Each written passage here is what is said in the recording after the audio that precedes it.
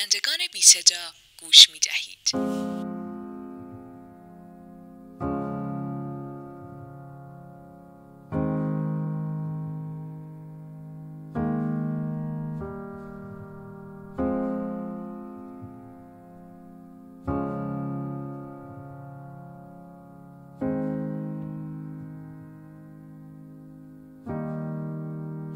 تکه آخر پیتزا. زندگی سفری است با جهان باز و دلی گرسنه. ما زاده می شویم، بر میز جهان نهاده می شویم و در میان خندها و اشتهاها آغاز می کنیم تجربه چشیدن را. زندگی پیتزایی است دایره‌وار، نه به خاطر شکلش که به خاطر بازگشت مداوم لحظات. ما همه برشی از آنیم، گاه پرپنیر و گاه تورت، ولی هر تکه بخشی است از تجربه بودن. نخستین تکه تولد، نه خودآگاه است و نه با انتخاب. برداشته میشوی بی آنکه بدانی و در دهانی فرو می روی که هنوز برای طعمها واژه ندارد. شور سس، حرارت روزهای تازه و نرمی از جنس آسودگی بی دلیل که در گاز اول از آن تکه کمی گیج هستی و از واقعیت بودنت در این مکان نیز تعریفی نداری. و در یک کلام دوره و تکه‌ای که تندتر از باد و دیگر تکه ها از حلقومت پایین می رود و به مرور نیز طعم آن برایت کم رنگ تر می شود. تکه دوم، آنکه بازوق برداشته می شود، با گرما و داغی کش آمدن ظریف پنیر و بوی اغواگر امید همراه است. این همان کودکی است، بی احتیاط، بی محاسبه، بی نقشه. آدم حس بازیگوشانه کودکانش و خنده ها و شادی هایش را از خود لبریز می بیند و باز هم می خواهد. اشتیاق دارد به ادامه دادن و چشیدن طعم‌های بیش. شاید چون زندگی هنوز درد را خلاصه و مطرح نکرده است. تکه سوم و حساس ترین تکه برای چشیدن نوجوانی است.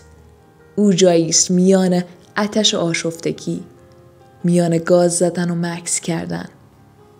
نوجوانی با تضادهای بسیاری همراه است. گرسنه‌ای اما نمیدانی برای چه.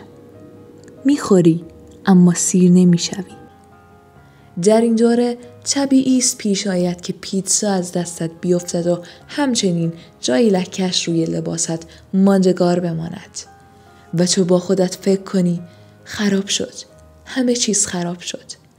اما زندگی در آن لحظه به رویت میخندد و سپس میگوید عیبی ندارد، هنوز چند تکه دیگر باقی مانده و تو در حال یاد گرفتن از چگونه چشیدن و از این چشیدن لذت بردن و درس گرفتن هستی، نه فقط جویدن.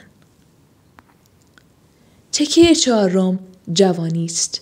با چشمان باز دنبال بزرگترین برش میگردی. گاز میزنی. در پی پرپنیری ترین برش میگردی. چشم میدوزی به لایه ها. خواهان ادویه بیشتر برای خوش‌طعم‌تر کردن زندگیت هستی و در این طمع گاه گرسنه‌تر میشوی، نصیرتر و رسیدن به مرحله کفایت دانستن. و گاه در همان گاز دوم کم کم انتظار میابی برای چیزی بیشتر از طعم یافتن، معنایی، هدفی و شاید عشقی. تکه پنجم میان سالی است. نه آنقدر گرسنه‌ای، نه آنقدر بی اشتها. میخوری چون دیگران میخورند، چون رسم این است و عادت طعمی است که دهان را آرام میکند، حتی اگر در نگاه اول خوشایند نباشد. میرسی به اواخر تکه ها. چشیدن این تکه ها همان دوره است که لبریز از شک است. از خود میپرسی که آیا هنوز باید ادامه داد؟ معده مداخله میکند و میگوید بس است، ولی دل میگوید شاید در تکه بعد چیزی باشد که جا افتاده. یک ادویه خاص، یک تردی ناب یا حسی که هیچگاه درک نشد. درست است که دیگر آنچنان گرسنه و به گونه‌ای مشتاق برای ادامه دادن نیستی، ولی هنوز میخوری، چون رسم همین است.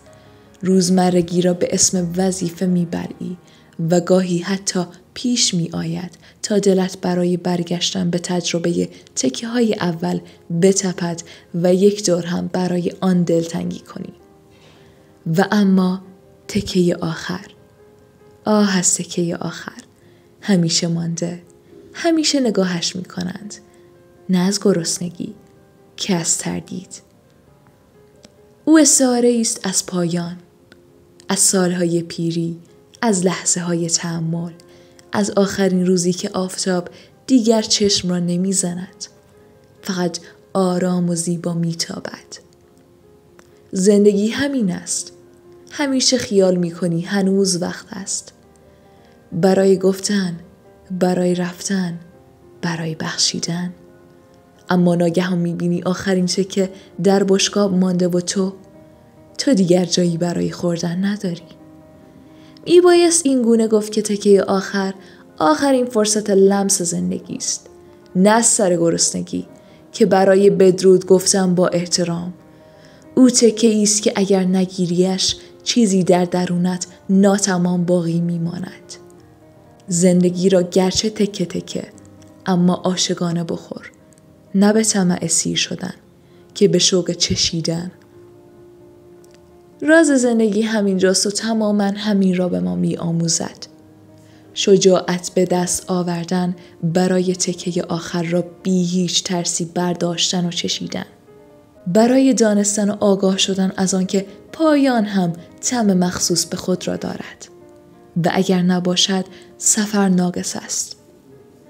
ما یک بار می آییم، یک بار می چشیم و فقط یک بار می توانیم بگوییم من همه چیز را چشیده و اینک سیر شده ام. اما خوش گذشت و زندگی مزه داشت. پس از تکه آخر نترس و در عوض گویی زندگی کن که هنگام سر رسیدن آن مرحله از زندگی در قالب پیتزا و تکه هایش لبخند بزنی و آن را آرام برداری و گازهای آخر را بزنی. و شاید در آن صورت بفهمی که شیرینی آخرین لقمه همان چیزی باشد که بقیه تکه ها را معنادار می کند. و اگر همچنان در حال گذراندن و کسب تجربیاتی جدید از طعم تکه های نخست هستی، در آن لحظه باش و نهایت لذت را از آن خود کن. چرا که همان گونه که گفتیم و آگاهیم، این همان چیزی است که انسان بودن نام دارد. این همان چیزی است که ما به عنوان زندگی داریمش و فرصت نگاه داشتنش نیز بسیار کوتاه و همانند به تندی باد گذر کردن است. روزی به خودت میایی و میبینی به تکه آخر رسیده ای. پس طوری تکه های اول را با اشتیاق بچش که در نهایت بی هیچ حسرت پرونده زندگی دایره واره به شکل پیتزای ما را ببندیم و همچنین تکه آخر پیتزا را به راحتی بچشیم. شاید نه به خوشمزدگی تکه های اول به سبب سیر شدن کنونیت، که به شیرینی مزه ای آشنا، مزه ای که یادآور تمام لقمه های پیشین است و طعمی دارد از خاطره، نه فقط از پنیر.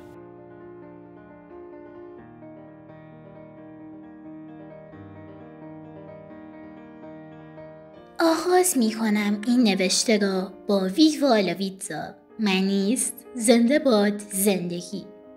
در جانبم گرانبها نیست که اختلاف دشواری با خانواده‌ام داشتم یا با دوستانم ارتباط ندارم. مهم نیست. سرما شکوفه‌های زردآلو را نابود کرده است یا دیگر باران از آغوش سحاب فرو نمی‌ریزد. اغلب چشم به راه اتفاقی هستیم که ممکن است در آن لحظه شادمان‌تر از همیشه باشیم. بامداد قبل از سفر چشم به راه آنیم که به سفر برویم و خوشحال‌تر باشیم، اما گویی تغییری در حالمان ایجاد نمی‌کند. آه عزیزم، زندگی ریاضی نیست که فرمول داشته باشد. زندگی همین حال است، همین حالا. من همان طفلی هستم که از روزنامه و قهوه نفرت داشت، اما به من بگو چرا حال در حال خواندن روزنامه پدر بزرگم در هوای بامداد و نوشیدن قهوه‌ام. اگر به دوران طفولیت نگاهی اندازم و همون دختری را ببینم که حد لب و دماغش مهم نیست، لعل لبش مهم نیست، پوست تنش مهم نیست، موی سرش مهم نیست، دوست بدش مهم نیست و حرف بدش مهم نیست، او فقط میخواهد بزرگ شود. میخواهم آن کودک را در آغوش گیرم و در گوشش زمزمه کنم همه در خانه‌اند، نگران نباش و لذت ببر. به وقتش وارد این جماعت ترسناک میشوی. آن کودک معانی سخنانم را متوجه نمیشود. او به فکر رفتن به مدرسه و تقدیم عشق به دوستانش است. اما آیا من همون کودک هستم؟ حال نیست همان کودک زندگی را سپرد بر شب و تاریکی شب. هنگامی که بچه بودم مادرم همیشه برایم پیتزا درست میکرد. همیشه پیتزاهایم را تون میخوردم و تکه آخر برایم متفاوت بود. کاملا متفاوت. همیشه آن را آرام میخوردم چون میدانستم ممکن است تا ماه‌ها تا خوردن دوباره پیتزا طول بکشد. الان هم این گونه است، فقط ظاهرش متفاوت تر شده است. شاید پیتزا برایم مهم نباشد و پیتزایم در فکرهایم سرد شود، اما رفتن دوستم شه. در جغدان دوستی با دوستم قدرش را نمیدانستم، اما حال چه؟ هنگامی که داشت از مملکتی به مملکت دیگر میرفت قدرش را بیشتر دانستم و او را بیشتر در آغوش گرفتم.